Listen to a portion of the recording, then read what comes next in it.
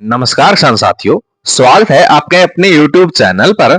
अक्सर हम अपनी फसलों में नाइट्रोजन, फास्फोरस और पोटाश तो भरपूर डालते हैं, लेकिन एक ऐसा तत्व है जिसे हम अक्सर नजरअंदाज कर देते हैं और वो है सल्फर। जी हाँ, आज हम बात करेंगे कि आखिर फसल में सल्फर डालना इतना जरूरी क्यों है, इसके क्या फायदे हैं और इसकी कमी से आपकी पैदावार पर क्या असर पड़ता है। चलिए जानते हैं आज के इस वीडियो में। किसान भाइयों, कृषि वैज्ञानिकों के अनुसार नाइट्रोजन, फास्फोरस और पोटाश के बाद सल्फर पौधों के लिए चौथा सबसे आवश्यक पोषक तत्व है। इसे मिट्टी का सोना भी कहा जाता है क्योंकि यह फसल की गुणवत्ता बदलने की ताकत रखता है। इसके इस्तेमाल से होने वाले फायदों के बारे में बात करते हैं। नंबर 1, क्लोरोफिल का निर्माण। सबसे पहला काम, सल्फर पौधों में क्लोरोफिल बनाने में मदद करता है। क्लोरोफिल से ही पत्तियां हरी रहती हैं और पौधा अपना भोजन बनाता है। नंबर 2, तिलहनी फसलों के लिए वरदान। अगर आप तिलहनी फसलें जैसे सरसों, सोयाबीन या सूरजमुखी उगाते हैं तो सल्फर आपके लिए अमृत है।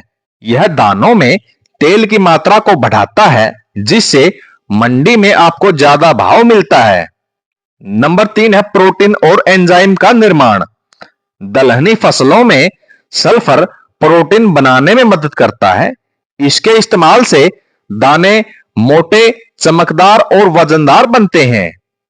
नंबर 4, ठंड और गर्मी से बचाव। सल्फर पौधों को मौसम की मार से बचाता है। सर्दियों में यह फसल को पाले से बचाने में एक ढाल का काम करता है। नंबर 5, फफूंदनाशक का काम। सल्फर एक बेहतरीन खाद तो है ही, साथ में यह एक फंगिसाइड भी है। यह पाउडरी मिल्ड्यू जैसे रोगों को रोकने में मदद करता है।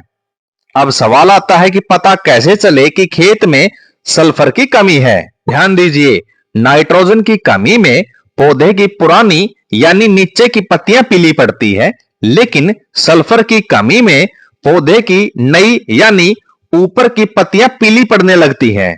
पौधे का विकास रुक जाता है और तना पतला रह जाता है। तो किसान भाइयों, सल्फर की पूर्ति के लिए आप बुआई के समय या पहली सिंचाई पर इसका प्रयोग कर सकते हैं। बाजार में यह कई नामों से उपलब्ध है, जैसे number 1, bentonite sulphur.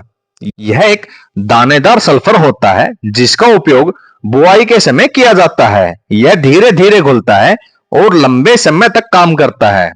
Number 2, sulphur 80 और 90% WDG। इसे स्प्रे में भी इस्तेमाल किया जाता है और खाद या मिट्टी में मिलाकर भी इसका छिड़काव किया जा सकता है। नंबर 3, SSP यानी सिंगल सुपर फॉस्फेट। इसमें भी 11% सल्फर होता है। सल्फर की मात्रा फसल के अनुसार तय होती है। आप अपनी फसल के लिए मात्रा जानने के लिए कमेंट कर सकते हैं। तो किसान साथियों, अगर आप चाहते हैं कि आपकी फसल में चमक हो, दाने में वजन हो और तेल की मात्रा ज्यादा निकले, तो अपनी खाद प्रबंधन में सल्फर को जरूर शामिल करें। केवल यूरिया DAP के भरोसे न रहें। अगर आपको यह जानकारी काम की लगी हो तो वीडियो को लाइक करें, अपने किसान साथियों के साथ शेयर करें। खेती किसानी से जुड़ी ऐसी ही सटीक जानकारी के लिए चैनल को सब्सक्राइब करना न भूलें। मिलते हैं अगले वीडियो में। राम राम।